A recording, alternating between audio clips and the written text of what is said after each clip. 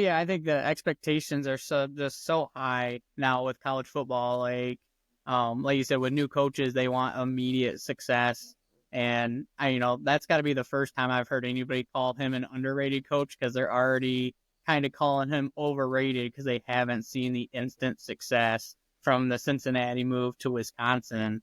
But to me, you got to give him a good amount of time to build that program. I mean, look at Jim Harbaugh at Michigan. He was there 8-9 seasons before he's seen huge success.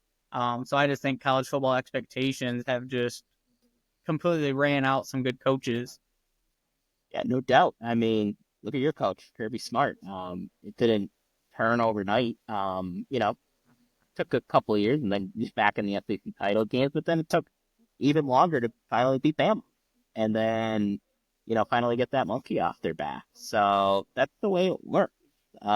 People want immediate success. And I mean, I kind of understand it to a degree now with the portal. So when you have the transfer portal, which we just never had before, it used to be basically you give a coach 3 to 4 years. Now I feel like it's 2 to 3 to turn things around. That's why Lincoln Riley's under fire, right? I don't think he'd be taking as much heat in a pre-portal era. That's why I think Throne Moore's job might be in some jeopardy, because their problem with quarterback, well, Dylan Gabriel was available and they didn't get him, and I don't even remember them being in on him. So it's and it's kind of mind-boggling to me. But yeah, like I would say, a guy like him, he's probably in trouble, whether it's fair or not, because it still takes a while to build. And there's a downfall with that transfer portal too, because like one name I think about is Michigan State bringing in Mel Tucker, and he had instant success, huge transfers coming in, and then the next 2 years really fell flat on the face. So it goes both ways of playing that portal for instant success and then being able to sustain. Yeah, I think the best programs do both, right? I think the best programs, like I actually think Penn State does a good job with how they use portal. That's another thing that I compliment James Franklin on. They look at holes that they have, like this year, AJ Harris. We lost our 3 cornerbacks last year, and coming back, it was kind of thin. So brought in Jalen Kimber, and a couple of years ago, needed an edge rusher. There's a guy named Chop Robinson available. Went and got him. So I think that's kind of how you do it. But yeah, to take the Mel Tucker approach, well, you kind of end up like Mel Tucker after a couple of years, maybe without the scandalous ending, but general rule still applies. I still think he may have lost his job that year because they were so bad. And I don't think they would have been any better if he were to stay on the whole year. And then this whole Indiana thing doesn't happen this year without the portal either. James Madison, James Madison West. I mean, it's crazy what Indiana's been able to do, even though it's been a soft schedule. It has, and I think Cinderella, the time might come to an end, but still, I don't see any reason why they can't win 10 games. Yeah, you have to get, and Spaghetti coach, man. He could just coach his brains out, really. So you have to give him a ton of credit. And then a guy like Matt Rule, he doesn't use the portal all that much, but it's kind of a similar, he's more of a development guy. And then, whatever Deion's doing, help her. But I don't think that's built for the long term. I think he's pretty self-interested guy. So yeah, and I mean they've only lost the 1 game still this far. So I mean it's working. 2 games. They did lose 2. Yeah, that's right. Yeah.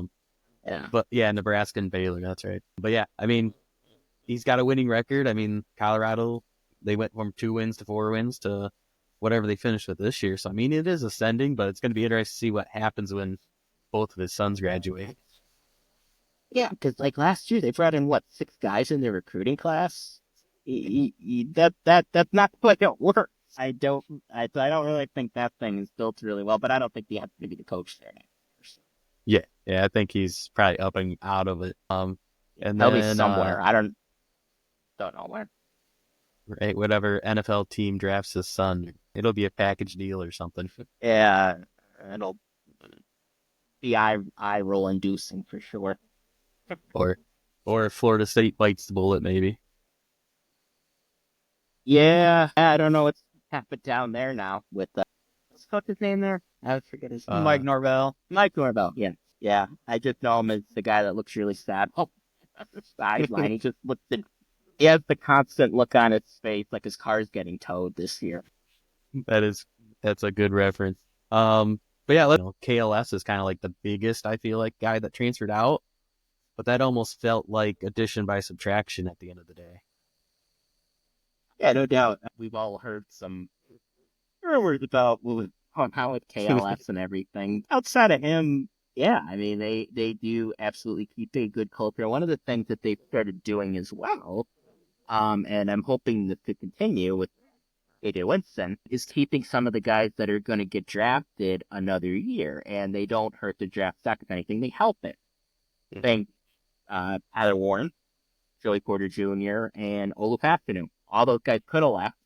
Probably would have got drafted. And with the exception of Olu, though, none of them would have been drafted in the first round. And now I think there's a better chance than not Tyler Warren gets drafted in the first round, where this is a guy that's probably looking to be a 4th or 5th round pick last year.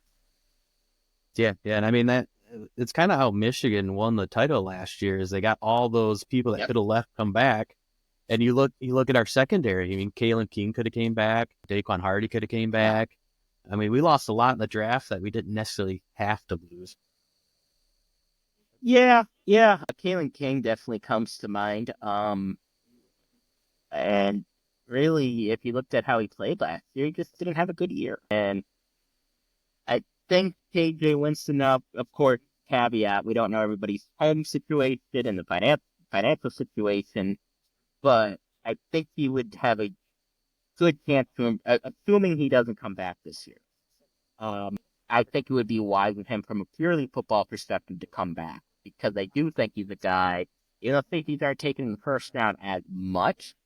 I do think being a round 1 or 2 guy, there's a difference between that and being a guy that kind of gets lost in the sauce a little bit because he doesn't have that recent year tape. And I realize the tape is already good, but being the guy on defense, and I do think when healthy, he's the best player on defense. That's a role that we hadn't seen him in, and I think playing a premier role will really help.